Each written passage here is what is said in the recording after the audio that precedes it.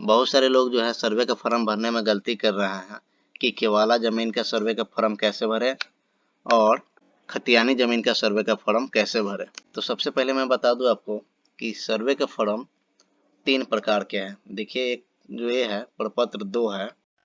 अगर आपके पास केवाला ज़मीन है तो सिर्फ और सिर्फ प्रपत्र 2 भरेंगे, अन्यथा खतियानी ज़मीन है तो प्रपत्र 2 और वंशावली का फॉर्म सहित भरेंगे। और दूसरा जो फॉर्म है ये देखिए प्रपत्र 3(1), यह जो है वंशावली का फॉर्म है। वंशावली यानी कि उत्तराधिकार से जो दादा परदादा के नाम का जो जमीन होगा उस जमीन को इस फॉर्म में भरना है। इसके अलावा एक और है जो कि वंशावली के आधार पर प्रत्येक उत्तराधिकार का दखल निम्न प्रकार है। वंशावली के आधार पे जितने भी हिस्सेदार हैं उस सबका दखल निम्न प्रकार से है, इसको भरना है। तो चलिए मैं आपको एक एक फॉर्म भर के जानकारी देता हूँ। केवाला ज़मीन का सर्वे का फॉर्म भरना है और कैसे उत्तराधिकार यानी कि खतियानी ज़मीन का फॉर्म भरना है। तो सबसे पहले मैं ले चलता हूँ आपको केवाला ज़मीन के फॉर्म कैसे भरना है। तो मैं एक डमी के लिए बताऊंगा, सिर्फ और सिर्फ डमी के लिए, जिसके माध्यम से आप ज़मीन सर्वे का फॉर्म भर पाएंगे। तो देखिए दोस्तों, ये रहा प्रपत्र 2, रैयत द्वारा स्वामित्व धारित भूमि की स्वघोषणा हेतु प्रपत्र है। तो देखिए दोस्तों, इसमें लिखा हुआ है राजस्व ग्राम। यहीं पे बहुत सारे लोग गलती कर बैठते हैं। मान लीजिए कोई रैयत जमीन खरीद लिए हैं किसी शहर में या गांव में और कहीं और जाके बस गए हैं, तो वहाँ के वो लोग जो क्या करते हैं, रैयत जहाँ जमीन है वहाँ के नहीं गांव का पता डाल के कहीं और का पता डाल देते हैं इस वाले कॉलम में, जबकि इसमें वैसा नहीं करना है। इसमें करना है राजस्व ग्राम, मतलब आप जहाँ जमीन खरीदे हैं या आपका जहाँ भी जमीन है उस गांव का नाम लिखना है। तो मैं एग्जांपल के लिए यहाँ खड़गपुर लिखा हूँ, उसी का थाना नंबर लिखना है, यानी कि राजस्व ग्राम का एक थाना संख्या होता है उसको लिखना है।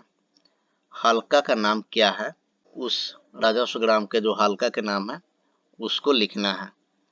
यह सब कैसे लिखना है मैं आपको जानकारी देता हूँ।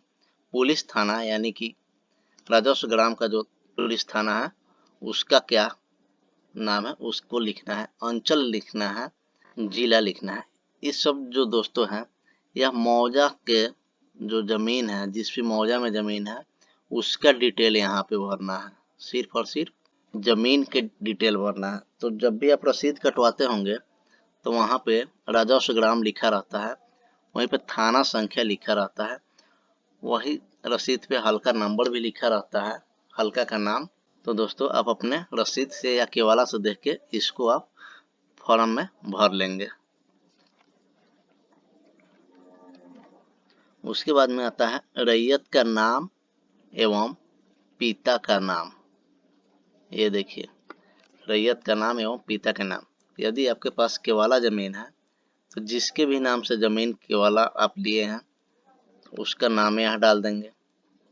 मैं एग्जांपल के लिए राम कुमार पिता स्वर्गीय श्याम कुमार का नाम यहाँ लिख देता हूँ, और दूसरा भाई का नाम लखन कुमार, उसके पिताजी के नाम श्याम कुमार, यानी कि 2 भाई के नाम से केवाला लिया गया है।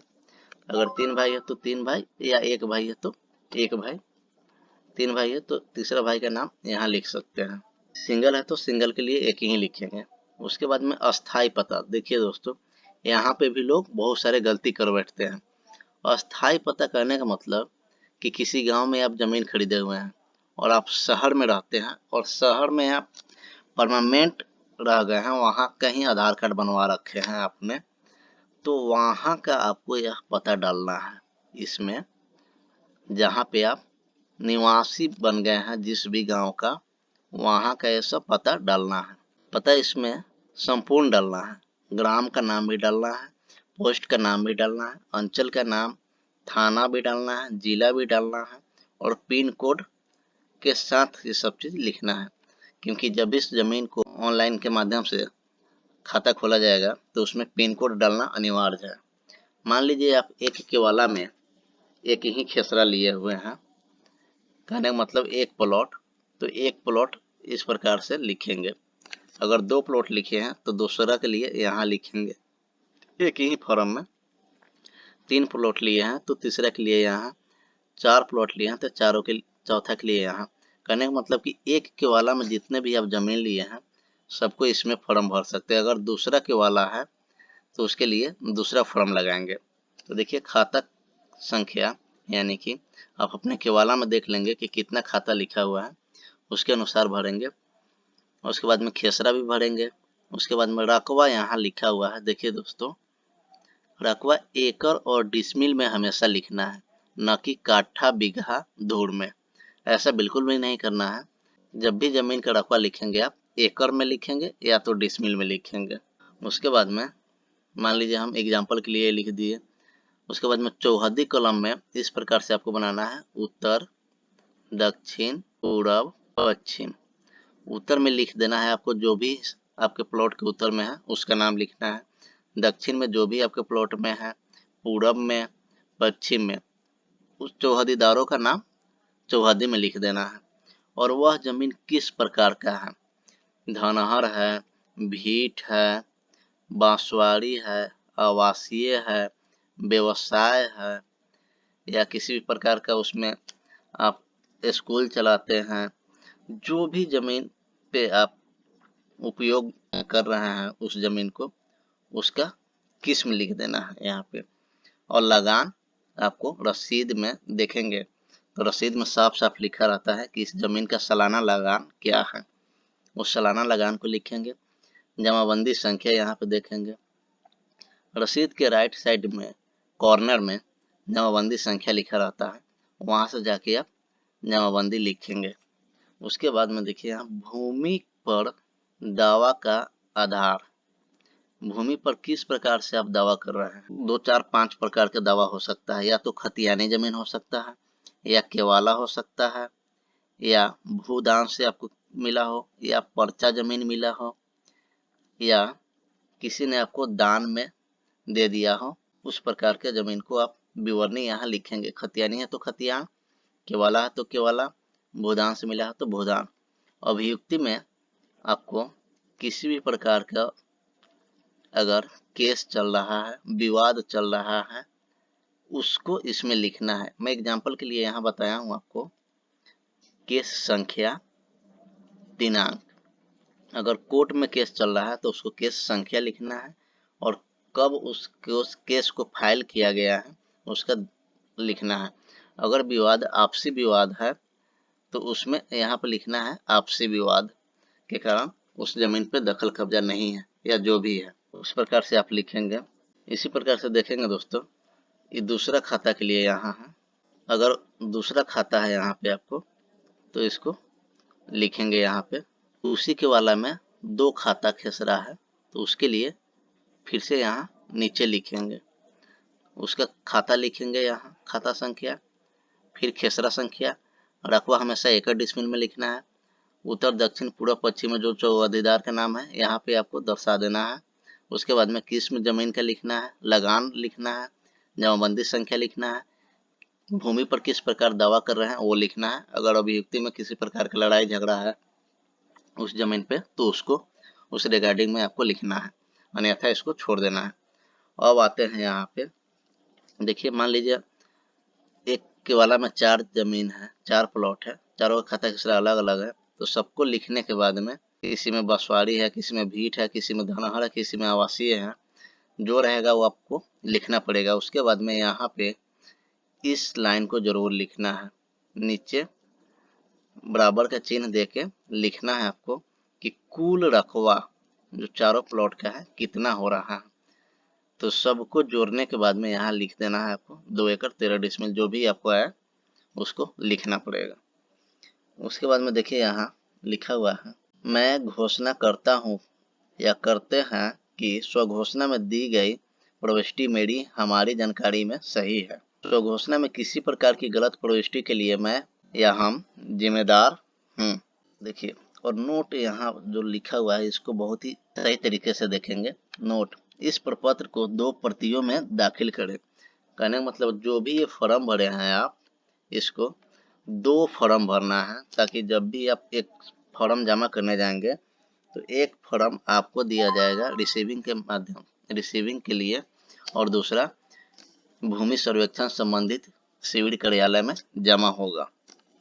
उसके बाद में मोबाइल नंबर लिखना है आपको, स्थान मतलब किस स्थान से आप सर्वे का फॉर्म भर रहे हैं, आधार कार्ड नंबर लिखना है, तिथि जरूर लिखिएगा ताकि आपको पता चले कि हम इस तिथि को सर्वे का फॉर्म भरे थे, रैयत का हस्ताक्षर या अंगूठे का निशान, पढ़े लिखे नहीं है तो अंगूठा का निशान लगाएंगे, और पढ़े लिखे हैं तो आप अपना साइन यहाँ जरूर करेंगे। उसके बाद में आता है कि खतियानी जमीन का कैसे फॉर्म भरें। तो उसके लिए आपको आना है, यहाँ देखिए ये फॉर्म है, मैं आपको इसको भी संपूर्ण जानकारी देने जा रहा हूँ कि अगर खतियानी जमीन है तो उसको कैसे फॉर्म भरना है। तो देखिए दोस्तों, ये प्रपत्र 3(1) जो है वंशावली का फॉर्म है, जो कि वंशावली के अनुसार फॉर्म भरना है इसको, अधिनियम की धारा 5(1), ठीक है। इसमें लिखा हुआ है सेवा में श्रीमान सिविल प्रभारी, अंचल का नाम लिखेंगे आप अपना, जिला का नाम लिखेंगे, मतलब जिस भी मौजा में आपका जमीन है उसी का यहाँ पे डिटेल भरना है आपको, ना कि जहाँ आप निवास करते हैं। मान लीजिए आप अपना जमीन कहीं और खरीदे हैं, रहते कहीं और है, तो उस जमीन का यहाँ लिखना है, न कि रहते हैं वहाँ का। विषय स्वयं की वंशावली समर्पित करने के संबंध में महाशय उपयुक्त विषय के संबंध में सूचित करते हुए कहना है कि मैं या हम लोग, मान लीजिए आपके पूर्वज का जमीन है, दादा का है या पिताजी का है, पिताजी का ही मान लीजिए वह स्वर्गवास हो गए हैं, उसके आप 2 पुत्र हैं तो यहाँ दोनों पुत्र का नाम लिखना है, 3 पुत्र है तो तीनों का नाम लिखना है, इसमें भी 4 पुत्र है तो चारों का नाम लिखेंगे, 5 पुत्र है तो पांचों का नाम लिखेंगे, जितने पुत्र होंगे उतना पुत्र का नाम इसमें लिखेंगे। उसके बाद में आप अपना यहाँ पिताजी का नाम लिखेंगे जो स्वर्गवास हो गए हैं। वंशावली के आधार पे जो सर्वे का फॉर्म भरना है उसके लिए मैं यह बता रहा हूँ। उसके बाद में यहाँ ग्राम लिखेंगे, टोला लिख देंगे, पोस्ट लिखेंगे, उसके बाद पुलिस थाना लिखेंगे, अंचल लिखेंगे, जिला लिखेंगे, जाति। ये जो कॉलम है दोस्तों, मैं आपको बता दूं ये बहुत ही महत्वपूर्ण है, इसको लिखना नहीं भूलेंगे, क्योंकि जाति आप नहीं लिखेंगे तो जो सर्वे में ऑनलाइन चढ़ाया जाएगा तो उसमें गड़बड़ हो जाएगा, तो आपको सुधार करवाने के लिए बहुत ही सारा परेशानी का सामना करना पड़ेगा। तो इसको जाति को लिखना आप नहीं भूलेंगे, जाति लिखना ही लिखना है। और इसमें जो ये डिटेल डालना है आपको, आप जहाँ रहते हैं, आपका जहाँ घर है उसका एड्रेस डालना है यहाँ पे। उसके बाद में मैं भूमि जिसका विवरण आवेदन के साथ संलग्न प्रपत्र 2 में अंकित है, जमाबंदी उसका जो है, जो भी जमाबंदी रहेगा आप रसीद से देख के डालेंगे, और उसमें जो पिताजी का नाम रहेगा, पिताजी हैं जो स्वर्गवास हो गए हैं, पिताजी का नाम डालेंगे। और जो इसमें एड्रेस डालना है दोस्तों, इसमें वो आपके जमीन का एड्रेस डालना है कि किस गांव में जमीन है, वो वाला एड्रेस डालेंगे, अंचल डालेंगे, राजस्व ग्राम का नाम यहाँ डालेंगे, राजस्व ग्राम मतलब जिस भी मौजा में आपका जमीन है वो डालेंगे, अंचल जमाबंदी डालेंगे, उसके बाद में खाता संख्या डालेंगे, खेसरा संख्या डालेंगे, रकबा डालेंगे, रकबा हमेशा एकड़ डिसमिल में ही लिखना है, लगान यहाँ लिखेंगे, रसीद पे जितना भी लगान लिखा रहेगा उतना लिख देंगे। तो मान लीजिए आपके पिताजी का जमीन है, पिताजी नहीं रहे और आप 2, 3, 4 भाई हैं, जो भी, यहाँ नाम लिख के इस फॉर्म को भर देंगे। उसके बाद में एक और वंशावली के लिए फॉर्म आता है, सबसे पहले यहाँ पे आप साइन कर देंगे। उसके बाद में जो दूसरा फॉर्म है वंशावली वाला, ये रहा आपके सामने। ये वंशावली के आधार पर प्रत्येक उत्तराधिकारी का दखल निम्न प्रकार है, ठीक है दोस्तों। रैयत का नाम एवं पिता का नाम, राम कुमार वो लखन कुमार, जितने भी भाई रहेंगे आप अपना यहाँ पे नाम लिखेंगे और पिताजी का नाम लिखेंगे। अस्थाई पता, जहाँ आप अस्थाई पता है वहाँ का लिखेंगे, ग्राम, पोस्ट, थाना, अंचल, जिला, पिन कोड के साथ में ये सब लिखेंगे। उसके बाद में उस जमीन का खाता लिखेंगे, खेसरा लिखेंगे, रकबा एकड़ डिसमिल में हमेशा लिखना है, चौहदी लिखना है, जमाबंदी लिखना है। उसके बाद में यहाँ पे देखेंगे आप कि अनुलग्नक महत्वपूर्ण डॉक्यूमेंट क्या क्या डॉक्यूमेंट लगाना है, इसमें बताया गया है। दावाकृत भूमि से संबंधित दस्तावेज की विवरण, मतलब आप जो भूमि का सर्वे के लिए फॉर्म भर रहे हैं वो किस प्रकार से है, खतियानी है या आपके पिताजी का है जो स्वर्गवास हो चुके हैं, उस संबंध में दस्तावेज। खतियानी है तो खतियान लगाइए, केवाला है तो केवाला लगाइए। उसके बाद में खतियान का नकल है तो खतियान के नकल लगाइए। उसके बाद में लगान, मालगुजारी रसीद, जमाबंदी संख्या की विवरणी, जो आप रसीद कटवाते हैं उसको फोटो स्टेट करके इसमें लगाना है।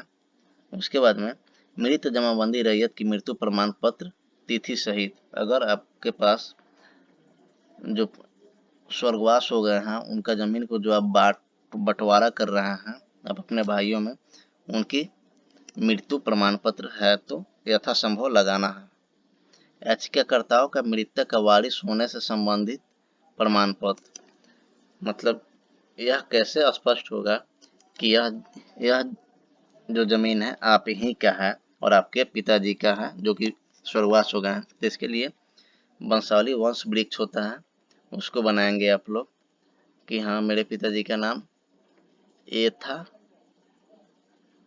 यहाँ पे और मैं यहाँ पे पहला बेटा हूँ बी और दूसरा बेटा यहाँ पे सी, तीसरा है तो तीसरा यहाँ लिखेंगे, चौथा है तो चौथा लिखेंगे।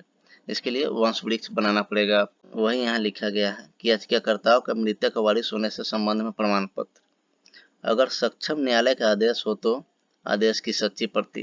मान लीजिए किसी भी प्रकार के जमीन पर केस चल रहा था और उस जमीन को आप जीत हासिल कर लिए हैं और वो आपके आपके हित में केस का डिसीजन आया है तो उसको डिसीजन का आपको फोटो स्टेट लगाना है। याचिकाकर्ताओं का आधार कार्ड की छाया प्रति लगाना है, आधार कार्ड का फोटो स्टेट जरूर लगाना होगा या हो सके तो वोटर आईडी कार्ड के लगाएंगे। उसके बाद में यहाँ साइन करेंगे और संपूर्ण यहाँ पता लिखेंगे। तो दोस्तों ये था वंशावली का जो फॉर्म भरना था उसके लिए था और ये फॉर्म है आपको केवाला जमीन के लिए। तो कैसा लगा यह जानकारी मुझे कमेंट बॉक्स में ज़रूर बताइए। बाकी अगर किसी प्रकार का डाउट है, क्वेश्चन है तो मुझे कमेंट बॉक्स में ज़रूर बताइए, मैं उसको वीडियो के माध्यम से आपको समझाने की कोशिश करूँगा। बहुत बहुत धन्यवाद दोस्तों।